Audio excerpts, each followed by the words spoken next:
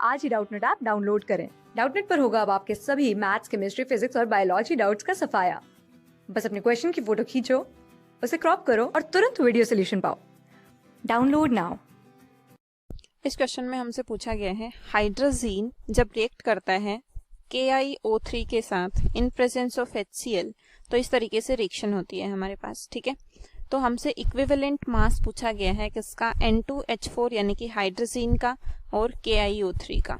ठीक है, तो सबसे पहले देखिए रिएक्शन देखते हैं हम। रिएक्शन किस तरीके से है, N2H4 plus IO3 negative plus 2H positive plus Cl negative. यहाँ से प्रोडक्ट क्या मिल रहा है, ICl plus N2 plus 3H2O। ठीक है, अब क्वेश्चन में हमसे पूछा क्या गया है, इक्विवेलेंट मास पूछा है किसका, N2H4 का। तो इक्विवेलेंट मास होता क्या है, सबसे पहले हमें यह पता होना चाहिए। इक्विवेलेंट मास होता है molar mass divided by N factor. ठीक है, अब N फैक्टर क्या होता है ये हमें पता होना चाहिए। तो N फैक्टर होता है change in oxidation number. N factor क्या हो गया, चेंज इन ऑक्सीडेशन नंबर। तो अब हम सबसे पहले कैलकुलेट करते हैं ऑक्सीडेशन नंबर में कितना चेंज होगा, फिर उसका जो मोलर मास है उसको हम किससे डिवाइड कर देंगे, जितना ऑक्सीडेशन नंबर में चेंज होगा। ठीक है, अब ऑक्सीडेशन नंबर में चेंज देखिए, ये स्पीसीज जो N2H4 है ये किस में कन्वर्ट हुई है, ये कन्वर्ट हुई है N2 में। तो यहाँ पे N2H4 यानी कि हाइड्रोजीन में नाइट्रोजन का ऑक्सीडेशन नंबर मैं चेक कर लेती हूँ, तो क्या आ जाएगा, X मैंने इसका कंसिडर कर लिया, तो इसको नाइट्रोजन के 2 एटम प्रेजेंट हैं तो ये 2X हो जाएगा, प्लस हाइड्रोजन पे चार्ज कितना होता है +1 और हाइड्रोजन के 4 एटम प्रेजेंट हैं तो +4 इज इक्वल टू 0। तो 2X का वैल्यू कितना आ गया यहाँ से, -4। ठीक है, तो X का वैल्यू कितना आ गया, -2। यानी कि N2H4 में हाइड्रोजीन में नाइट्रोजन का ऑक्सीडेशन नंबर कितना है, -2। अब N2 यहाँ पे अपनी एलिमेंट्री स्टेट में प्रेजेंट है तो इसमें ऑक्सीडेशन नंबर कितना है, 0।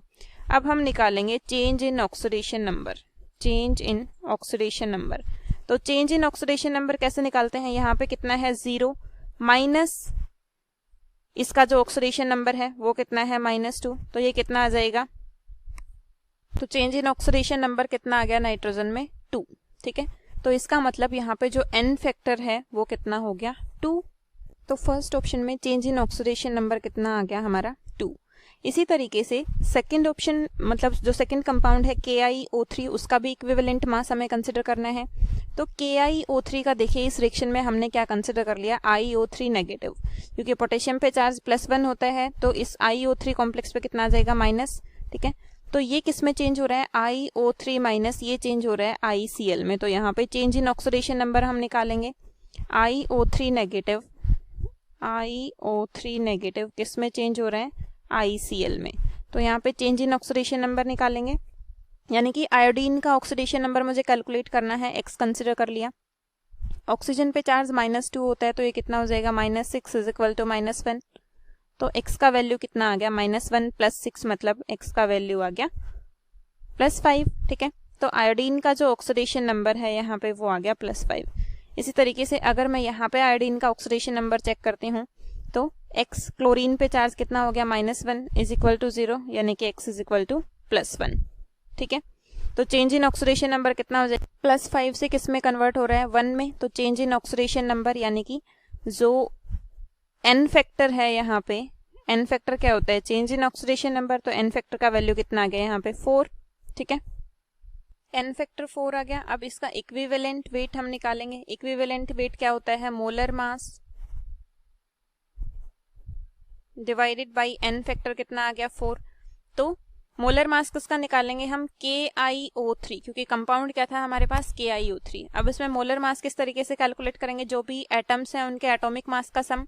तो पोटेशियम का एटॉमिक मास कितना हो जाता है, 39, प्लस आयोडीन होता है 127, प्लस ऑक्सीजन कितना होता है 16, और 16 3 जा 48। तो जब मैं इसको कैलकुलेट करती हूँ 39 प्लस 127 प्लस 48, तो वैल्यू कितनी आ जाती है, वैल्यू आती है 214। इसको हम डिवाइड करेंगे 4 से तो 214 को जब मैं 4 से डिवाइड करती हूँ तो वैल्यू कितनी आ जाती है 53.5। तो इक्विवेलेंट मास KiO3 का कितना आ गया 53.5। इसी तरीके से हमें किसका निकालना था N2H4 का, ठीक है। तो N2H4 का मोलर मास यहाँ से जो N फैक्टर है वो कितना आ गया, N फैक्टर आया था 2, चेंज इन ऑक्सीडेशन नंबर।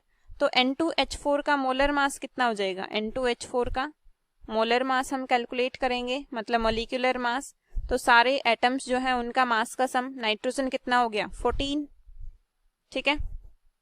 14 को जब मैं 2 से मल्टीप्लाई करूंगी तो ये कितना हो जाएगा 28, प्लस हाइड्रोजन का कितना होता है 1, मतलब 4 एटम है तो ये कितना हो जाएगा 32 डिवाइडेड बाई 2, मतलब वैल्यू कितनी आ गई 16। तो आंसर कौन सा आ जाएगा 16 एंड 53.5, मतलब जो सेकेंड ऑप्शन है वो हमारा करेक्ट आंसर हो जाएगा। क्लास 6 से 12 से लेके नीट, IIT, JEE मेंस और एडवांस के लेवल तक 10 मिलियन से ज्यादा स्टूडेंट्स का भरोसा।